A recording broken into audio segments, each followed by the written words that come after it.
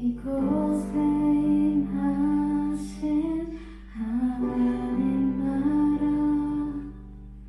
가난한 마음으로 바라보리라. 먼저 그 나라 그 뜻 구하며 나의 삶 드리리. 주님이 맡기신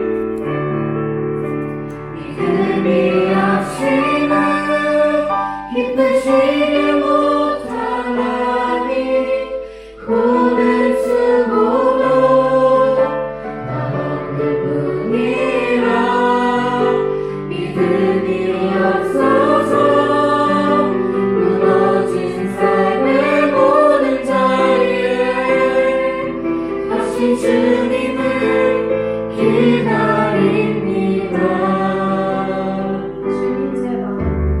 주님 제 마음이 너무 둔해서 주님을 볼 수 없습니다.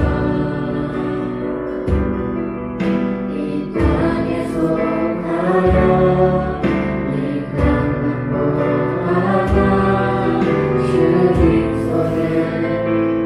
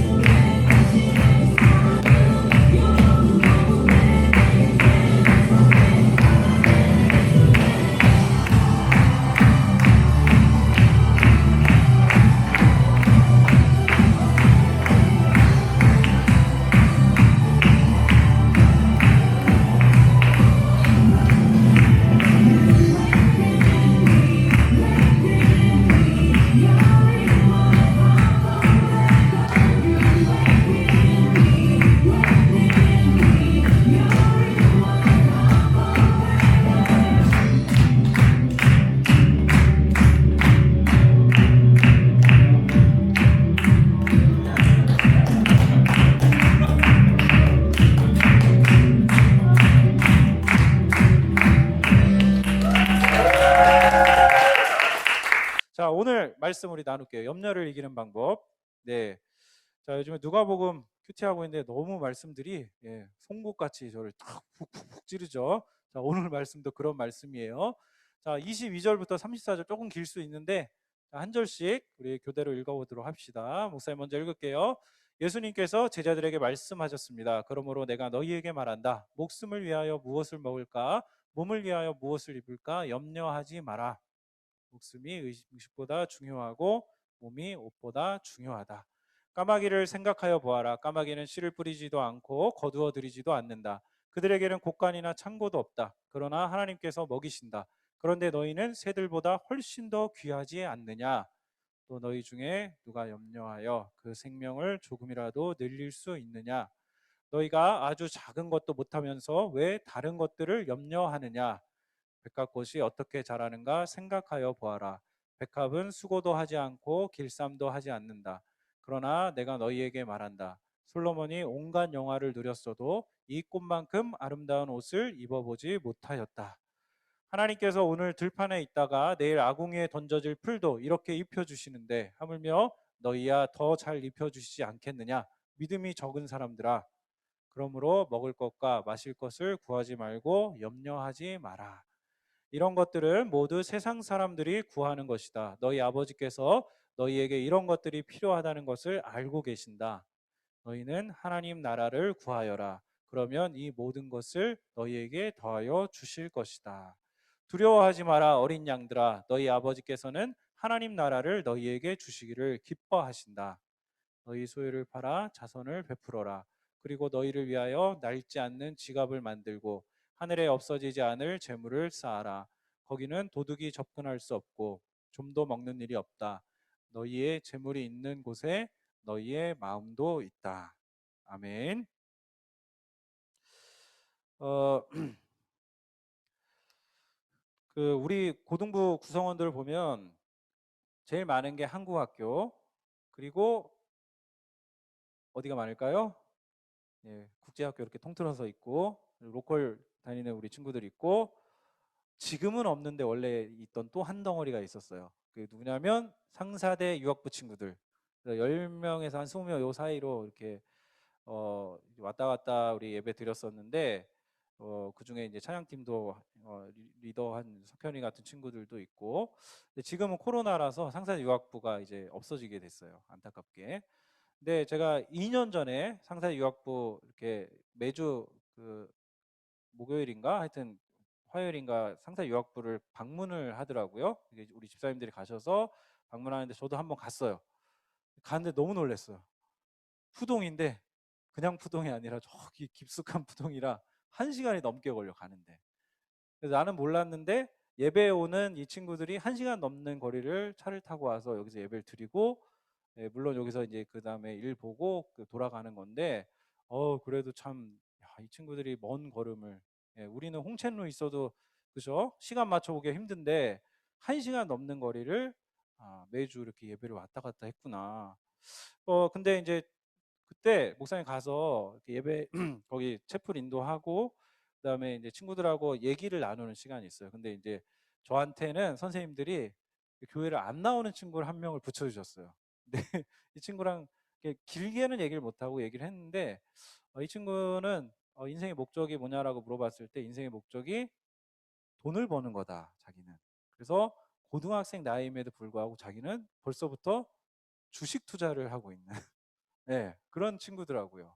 그래서 참 대단하다. 근데 여러분 요즘에 한국에서도 주식이 한번 쫙 열풍이 불었어요. 그러니까 뭐 여러분 이거 잘 모르겠지만 하여튼 부동산으로 가는 자금이 막히니까 사람들 돈이 있는데 돈을 벌고 투자하고 싶어 하잖아요. 그 돈이 다 주식으로 갔대요.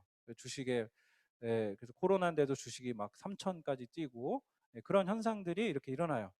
그래서 돈 버는 게 사실 우리의 굉장히 큰 화두고, 근데 여러분하고도 이게 무관하지 않은 게, 내가 그 사역팀 MT 갔을 때랑 우리 수련회 갔을 때랑 물어보면 여러분이 제일 소중한 것 중에 제일 그 인생의 목적 중에 하나가 돈 버는 거더라고.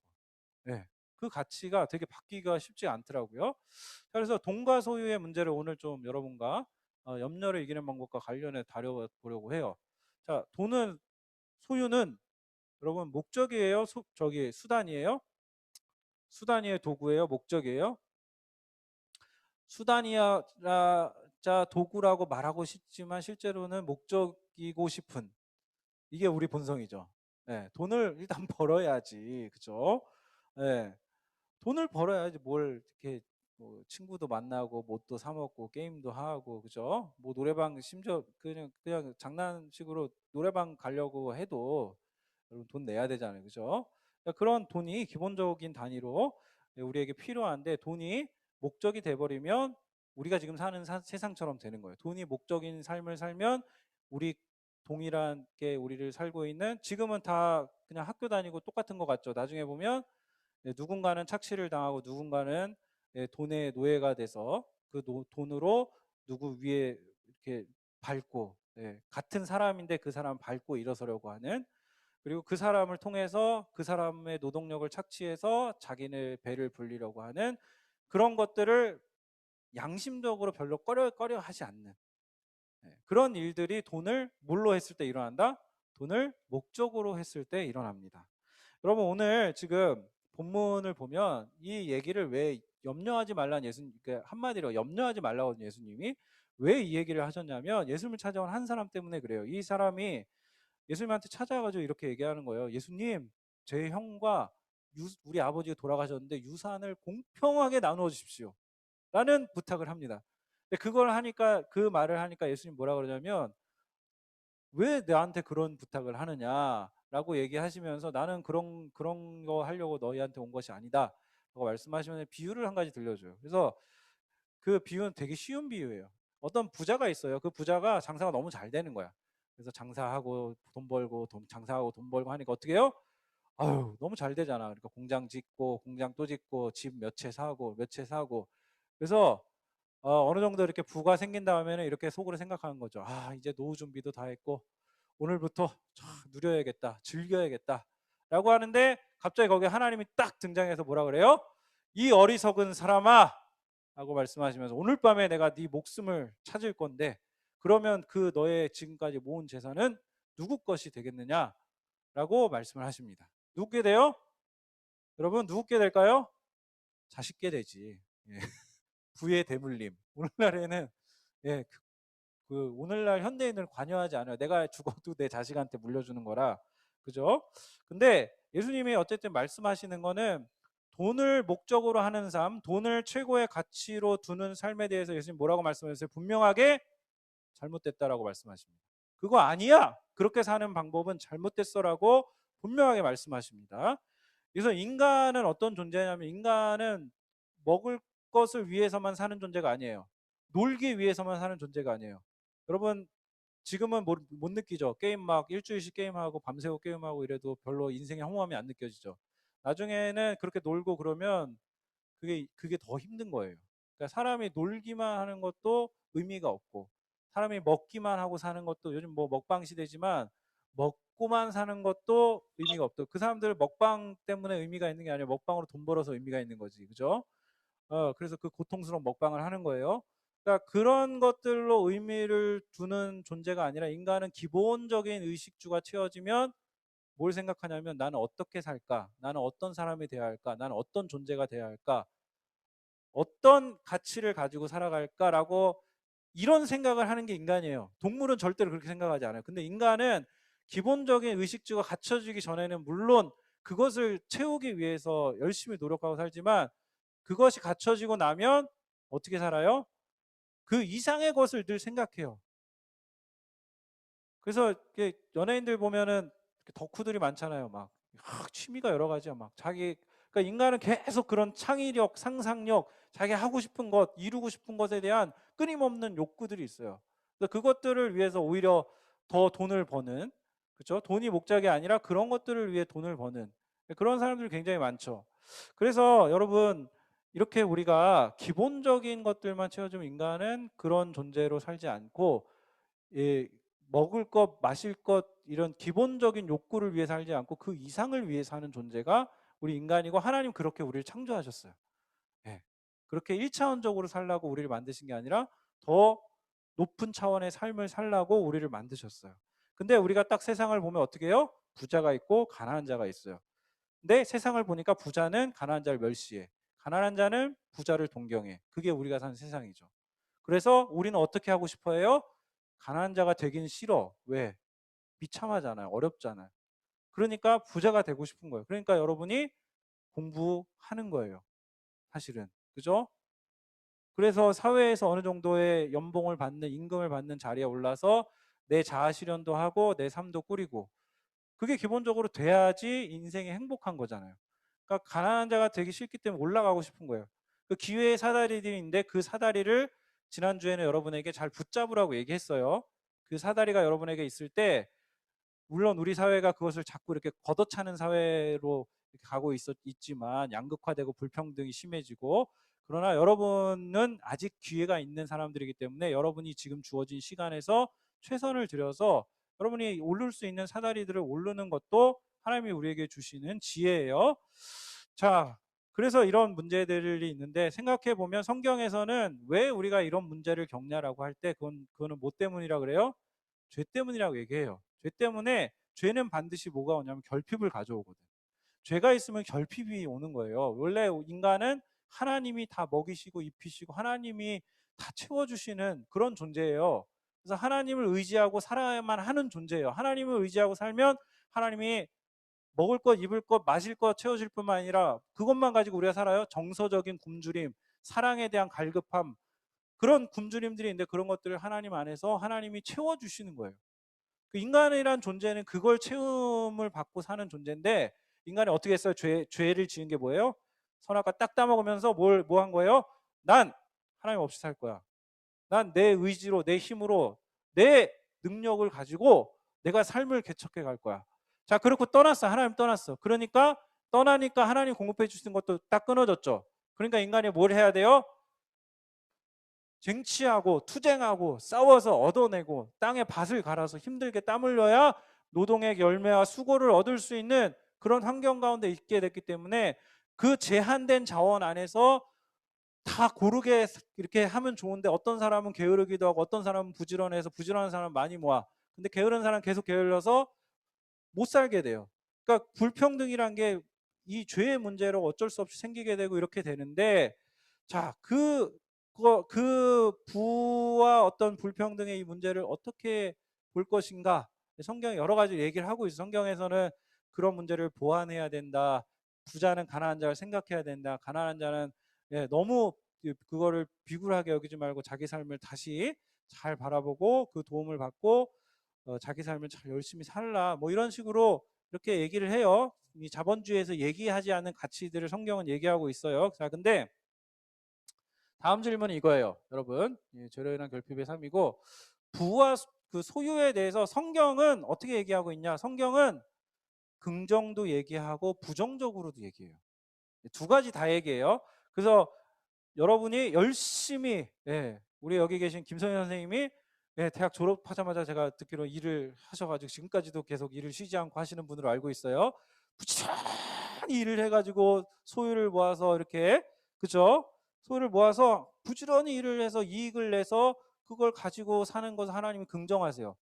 그렇게 얻은 이익과 부를 하나님이 잘했다라고 얘기하세요. 그리고 또 한 가지, 그렇게 얻은 부를 가지고 어떻게 해야 돼요?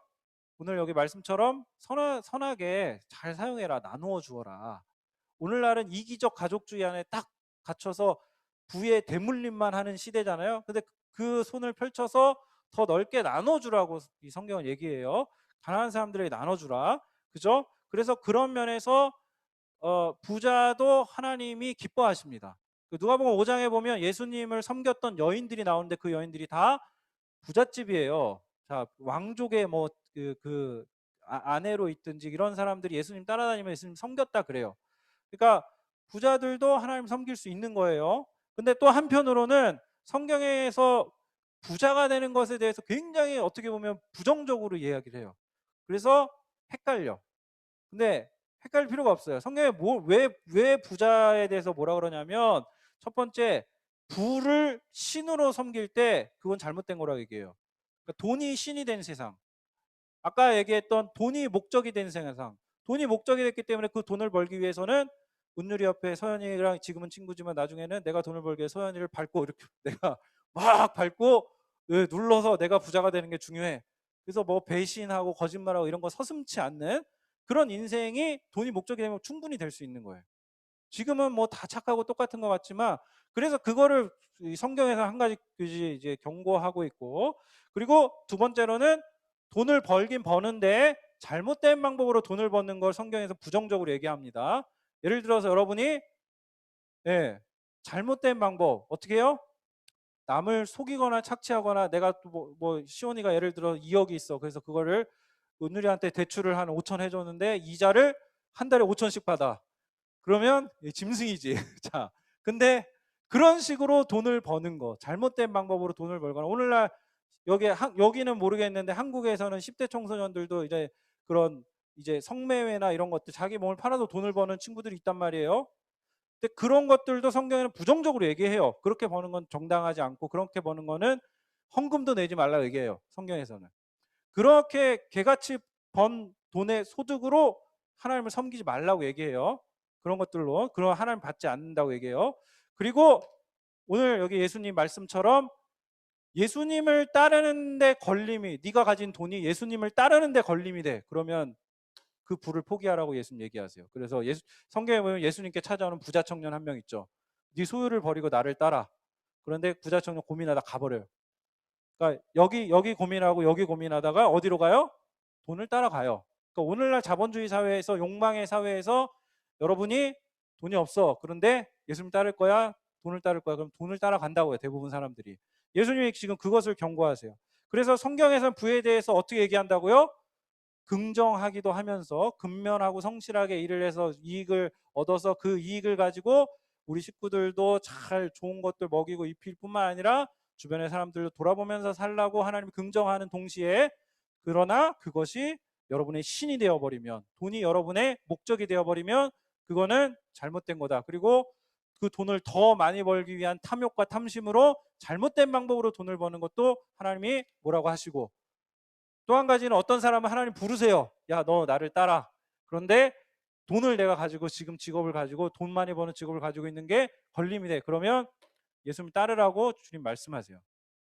세 번째 경우는 모두에게 해당되진 않아요. 그렇죠? 그런데 어쨌든 여러분이 이것을 그러니까 성경에서는 하나님이 부를 긍정하고 부를 부정하는 이것을 다 얘기하시기 때문에 우리는 한편으로는 불을 열심히 취하는 동시에 한편으로는 주님을 위해서라면 내가 불을 버릴 수도 있음이라는 고백을 같이 해나가야 되는 거예요. 동시에 이 고백을 할 수 있어야 돼요. 어렵죠. 그런데 성경을 읽으면 읽을수록 성경이 우리에게 그 길을 제시합니다. 자, 이런 결핍에 사는 삶을 사는 우리에게 주님께서 뭐라고 하세요? 염려하지 마. 그럼 어떻게 해요? 주님 따르고 나 버리면 어떻게 해요? 어떻게 살아요? 주님께서 뭐라 그래요? 염려하지 마. 나를 따라. 이렇게 얘기하죠. 어려운 문제예요, 현실에서. 자, 그래서 네 가지 비유를 하세요. 뭐가 무엇보다 중요해? 목숨이 음식보다 중요해. 너 밥 먹는 거 죽으면 못 먹어. 예수님 말씀하시고, 옷이 몸보다 중요해. 예, 몸이 옷보다 중요해. 거꾸로. 자, 요즘 니네는 옷이 중요하잖아. 자, 패션이 중요하죠. 근데 그 옷을 입을 몸이 없으면 어떻게 해요? 그죠? 몸이 건강해야지 옷도 입어도 태가 나고 이러지. 아파가지고 병실에 한 6개월 이렇게 누워 있어봐요. 근육이 다 이렇게 말랑말랑해져가지고 옷 입어도 태가 안 나요. 그러니까 몸이 건강하고 목숨이 중요한 거예요. 근본적으로 중요한 게 있는 거예요. 그리고 또 비유하신 게 뭐예요? 야, 저기 까마귀 와. 깍깍 이렇게 우는데 저 까마귀 내가 입히고 먹이는 거야. 근데 너네는 그 까마귀보다 훨씬 더 중요해. 소중해. 너희 내 자녀야. 무슨 말씀하세요? 그 또 한 가지 마지막 비유가 이거죠. 자, 저 백합꽃을 봐라. 목사님이 저기 롱밍루 거기 구가상군 살잖아요. 롱밍루에서 홍신루로 넘어가는 그 강 아래 길이 있어요. 산책로. 거기를 며칠 전 지나가다 보니까 매화가 이렇게 망울망울 이렇게 올라왔더라고요. 몽글몽글. 뭐라고 표현해야 되나? 자, 일단 올라왔어요. 그래서 이런 꽃들이 계절이 되면 이렇게 어떻게 이렇게 피지?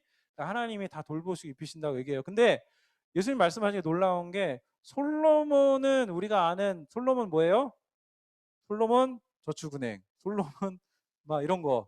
그죠? 부의 상징이잖아, 솔로몬. 솔로몬보다 훨씬 귀해, 이 꽃이. 근데 이 꽃보다 누가 더 귀해? 너희가 귀해.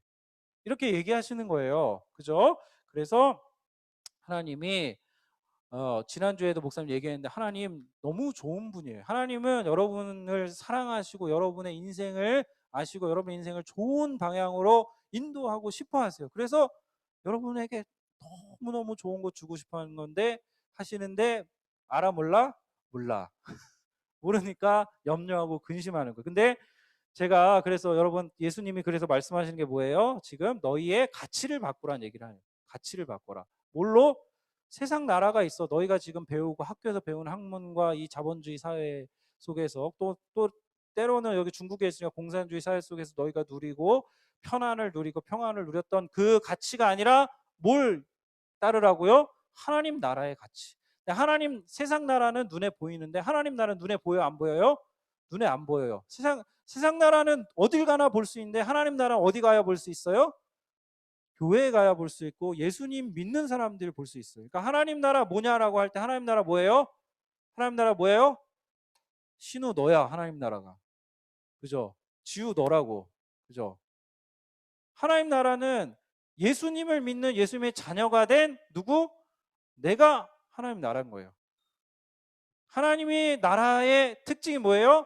하나님 나라는 환대하고 공생하고 서로 돕고 사랑하고 섬겨주고 겸손하고 그런 삶이 내 안에 들어와 있으면 내가 하나님 나라예요. 내가 하나님의 다스림과 통치를 받기 때문에 하나님 나라로서 이 세상 나라 안에 하나님 나라로 존재하는 거예요. 그럼 교회가 왜 존재해요? 이 하나님 나라를 위해서 존재하는 거예요. 여러분이 하나님 나라로서 학교에서 살라고. 목사님 최근에 소망이 있는데 2년 전에 우리 학교별로 한학에 큐티 모임 있었는데 큐티 모임 없어졌거든. 큐티 모임 좀 생겼으면 좋겠어. 한학에. 한학부터 시작해. 니네 제일 많으니까. 예? 학교에서도 하나님 예배할 수 있다고. 학교에서도 기도할 수 있다고요. 그죠?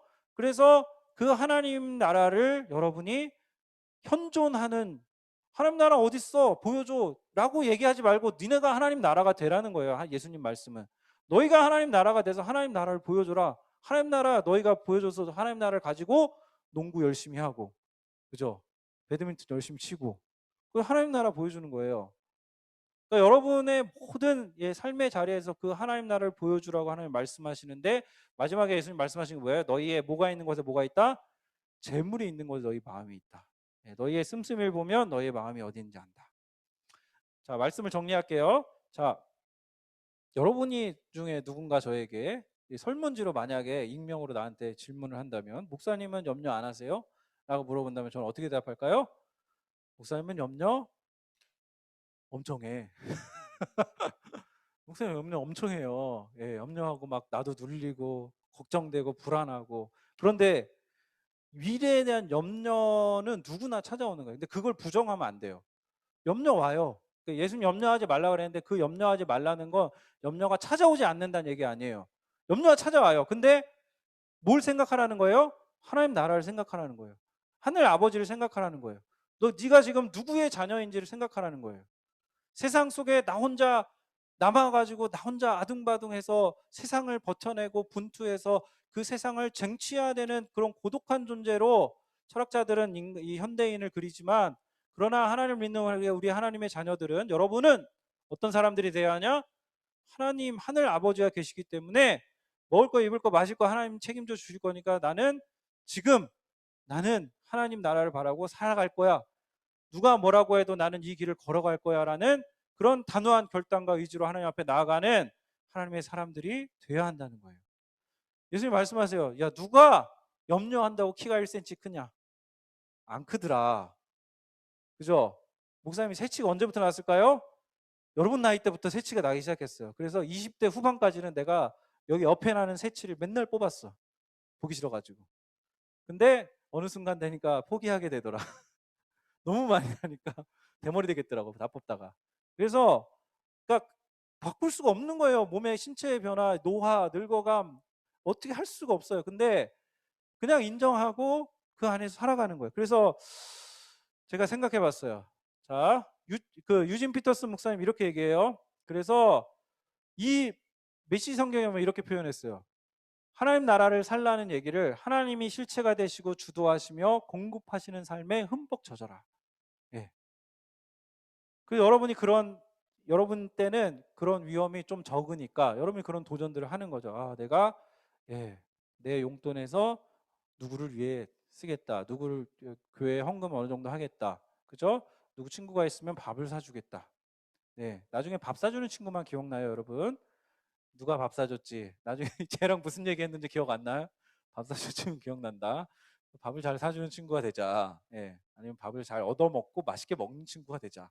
둘 중에 하나를 선택하세요.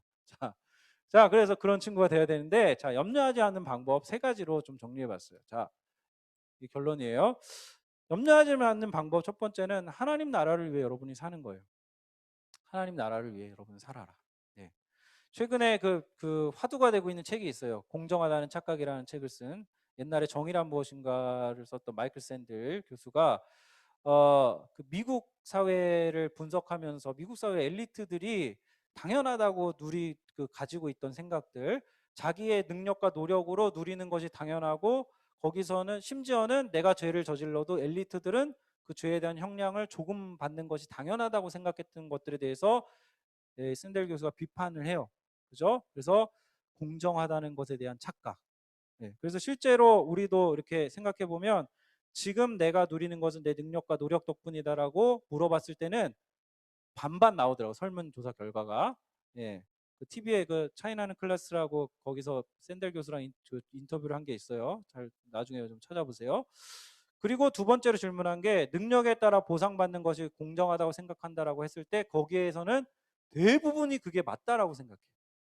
근데 이 샌델 교수가 반론을 제기하는 게 뭐냐면 능력주의가 공정한 사회를 만드냐? 그렇지 않다라는 거예요. 그래서 거기서 예를 드는 게 제임스 르브론, 저는 마이클 조던 세대인데 요즘에는 유명한 농구 선수들이 다르죠. 그런 사람들이 연봉이 뭐 1년에 1,000억씩 받는 사람들인데 그 사람이 정말 농구만 막 열심히 하고 이렇게 했는데 그런 어마어마한 연봉을 받게 된 게 과연 자신의 능력만으로 된 것이냐라고 했을 때 제일 물론 이제 물려받은 유전자 DNA 그리고 자기의 노력도 있지만 제일 큰 요인이 뭐예요?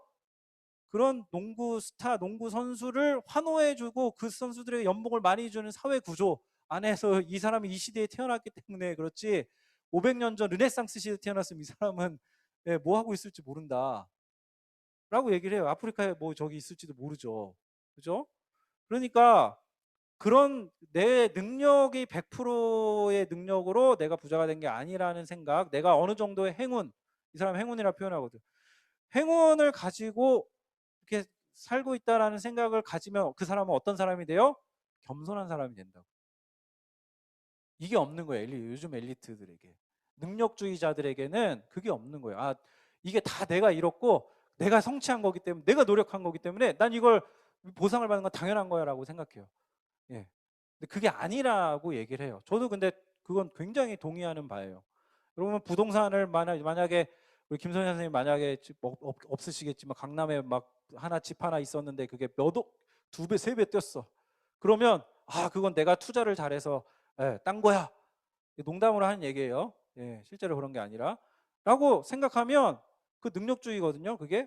근데 여러분 생각해 보세요. 그게 그 부동산 값이 오르게 된 건 그냥 거기 집이 있어서 오른 게 아니에요. 그렇죠? 사람들이 모여 있고 회사가 모여 있고 학교들이 모여 있고 그리고 정부의 나라에서 지하철 뭐 이런 인프라를 다 고속도로 깔고 지어줬기 때문에 거기가 비싼 거지. 근데 투자를 한 거지. 그러면 내 투자의 노력은 있지만 그러나 그 외적인 요소 때문에 그 집값이 오른 거예요. 근데 그것에 대해서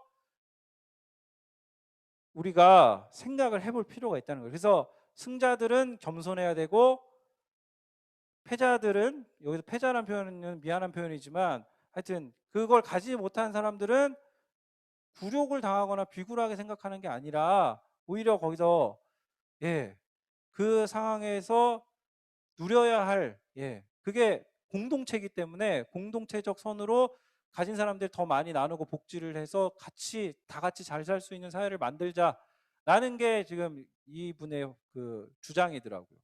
굉장히 성경적이에요. 이분이 교회를 다니는지 안 다니는지 모르겠는데 성경에 말하는 정신이랑 굉장히 비슷해요.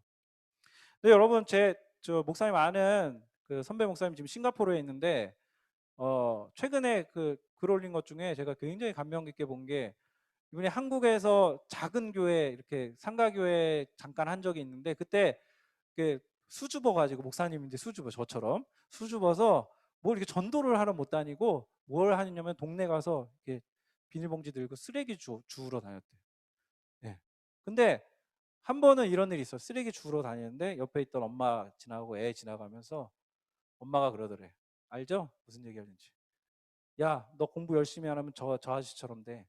그러고 지나가더래. 그래서 이 목사님이 나는 학교 다닐 때 장학금도 받고 그랬는데 공부 잘했는데 라고 말하고 싶었는데 주의 일을 위해서 내가 이거 이렇게 하고 있는 건데 말하고 싶었는데 그냥 갔대요.